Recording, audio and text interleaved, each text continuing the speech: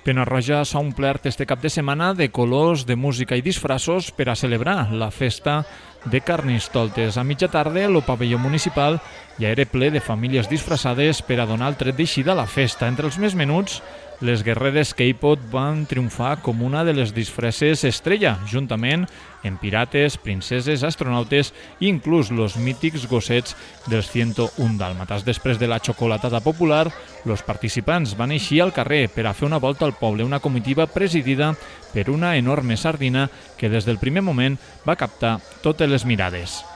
Pues se feia anys que se feia l'enterro de la sardina i vam dir, pues vinga, pues ho provem, i jo crec que ha eixit bastant bé, no? Que la gent tenia una expectativa a veure què és això de l'enterro de la sardina.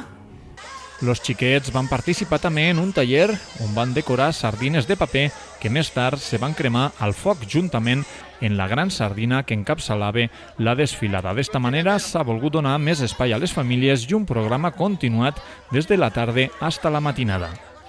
Volíem donar una volta a lo que era Carnaval perquè es començava sempre molt tard, entonces pues, les famílies no podien participar, entonces pues, aquest any han fet pues, el xocolate que ja se venia fent des de fa anys, però bueno, han volgut que la festa sigui una cosa dinàmica i que no tinguera parada i així pues, detrás d'una cosa o una altra jo crec que està tenint bastant d'èxit. El Carnaval és una de les festes més esperades al municipi, on els veïns hi participen en il·lusió i molta imaginació. Jo crec que Carnaval aquí a Penya-roja és una festa que està molt arraigada des de que fa moltíssims anys, igual estem parlant de més de 30, se va posar en marxa gràcies a l'associació cultural i bueno, esperem que sigui una nit bona per a tot el món.